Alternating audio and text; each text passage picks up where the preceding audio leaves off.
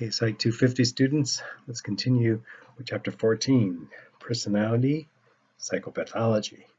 We're talking about, excuse me, the case study of Tina. So Tina came in because of relationship issues. She had recently ended a relationship she had. And talking with her, she described a lot of relationships where she'd meet somebody and they would get pretty intense pretty quick and move in with each other, and then she would usually break it off over a period of time because she just didn't trust them. She had some trust issues with her own father, who abandoned the family, and that seemed to play a role in her relationships. She dealt with some anxiety, and being the therapist I would always save tons and tons of materials. I had this big folder full of articles related to anxiety. So I made a rookie mistake. I said, hey, would you like to borrow this folder of mine that's full of articles and look through some of them and see if any of them might be beneficial to you? And she said, sure. I'll bring her next session. So the next session she came and she said, oh, you know what? I forgot them. They were right on the kitchen table. I'll bring them next session. Oh, next session comes. Oh, you know what? I lent it to my sister. I'll bring him next session. There was excuse after excuse after excuse. She never brought him back. Getting to know her, I realized that there might be a need for some medication. And so we had a psychiatrist that came once a month. And I asked her, would it be okay if she got evaluated by the psychiatrist to see if there's some medication that might help her with her anxiety? She agreed to it. So the meeting came up and we shifted gears because the psychiatrist was going to come in at a certain time. He came in and started to ask her a few questions. In the middle of the session, everything seemed to be going normal. Tina got up, ran out the door, and took off. Both the psychiatrist and I were just kind of looking at each other like, what the fuck just happened? And what had happened was, because I went downstairs looking for her, and the people downstairs said she ran into the parking lot and took off. And so I contacted her, left messages for her. I sent her a letter saying, I'm not sure what happened. Why did you sprint out of the room in the middle of the conversation? And I never heard back from her again. Okay, so what did happen? With borderline personality disorder, you have issues of trust, sometimes neglect and abuse. And I think what happened was that she started forming a relationship with me. Now, you always form a therapeutic relationship, but remember, her relationships were pretty intense. And remember that she had a pattern of breaking them off before she was hurt. I'll hurt them before you hurt me. And maybe she felt betrayed that I invited another person into this relationship. We don't know because never had any more contact. I did advise her to seek another therapist. I was not her first therapist. I wouldn't doubt that she maybe met another therapist and repeated this scenario, ending prematurely. So that's the case study, Tina.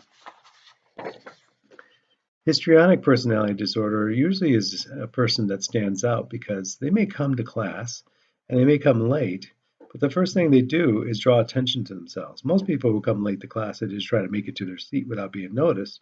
They would yell out, hey, Mr. Pedroza, I'm here, and preferably with a lot of attention going their ways.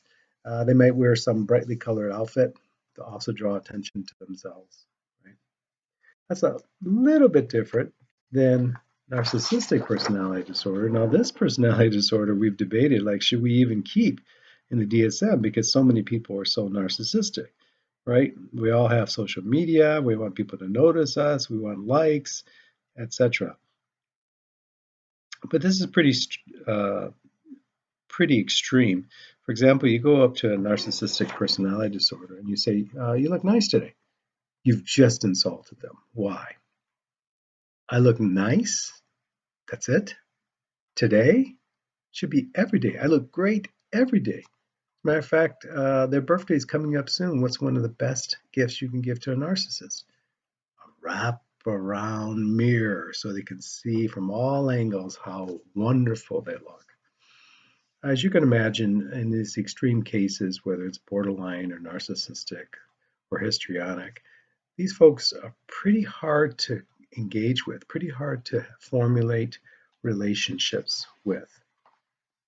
We get into cluster C, and now we're talking about avoidant behaviors. We're talking about folks that don't want to engage in social contact too much.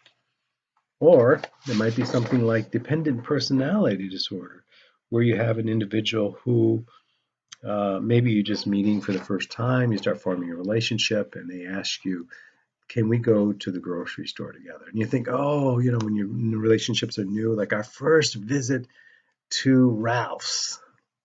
So you go to the grocery store and you're all excited and you got the shopping cart and you're helping them out. And they're like, what kind of cereal should I get? And you're like, well, whatever kind you like. What kind do you get? Oh, I get, certain ones. And if it's on sale, then for sure I'll get it. Or if I have a coupon or something like that. So you finally make a decision and you go to the toothpaste. What kind of toothpaste should I get? And it's like that for everything. And pretty soon it feels like they're a Klingon, right? They're just sucking their life all over you. You can't do anything without them being there, or vice versa. Right? That's dependent personality disorder.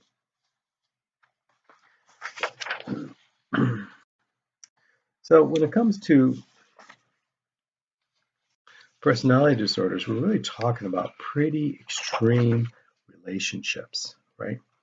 And they can be what's known as obsessive compulsive personality disorder.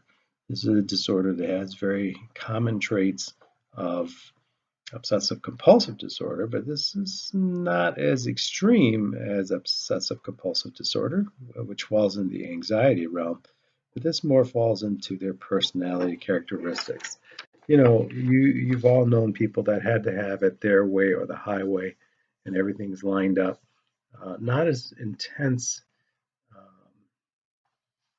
anxiety tied with this disorder, but that notion of perfectionism. And if you have a boss who has obsessive compulsive personality disorder, then they're going to always be super critical of you because you're not doing it the right way. And so they may even get frustrated and say, let me do it. Right? If you want to do something, you should do it yourself. We've struggled with finding ways that we can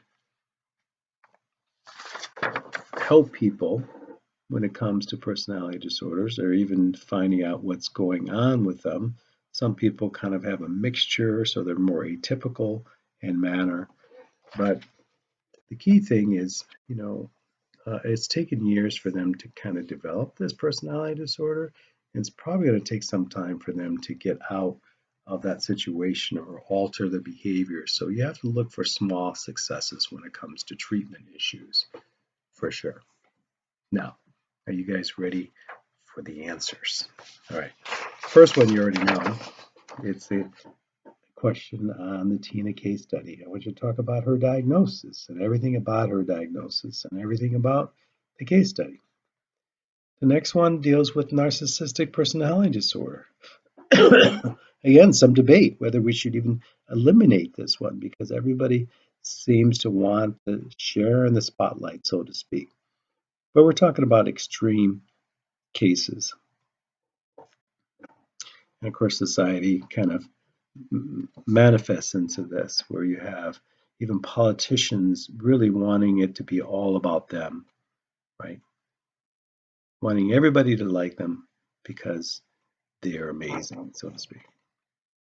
And an antisocial personality disorder. A lot of you are interested in crime shows, and we see the connection between this personality disorder and prison, right? These folks overwhelmingly not taking responsibility for their action, or if they do, it's just lip service, right? They're just using their manipulation to draw sympathy, but really they just want something out of you. And so I saw a program recently where a man was murdered, and his murderer kind of turned it around. He tried to make himself the victim and the person he murdered the perpetrator, right? And so you can see that some of these issues would land people in prison, and it's sad because if they commit a crime, the victim's family is there hoping that that person with antisocial personality disorder would in fact apologize or show some empathy. And sometimes when they're sentenced, they're laughing, right? You're going to prison for the rest of your life, and they're laughing. And that's not quite what you're looking for. There's no remorse, there's nothing. It doesn't mean that people can't change. There is a possibility of change. It's just with personality disorders, it's pretty tough. Yeah. Okay, that's it for chapter 14. Looking forward to the next chapter. Thank you.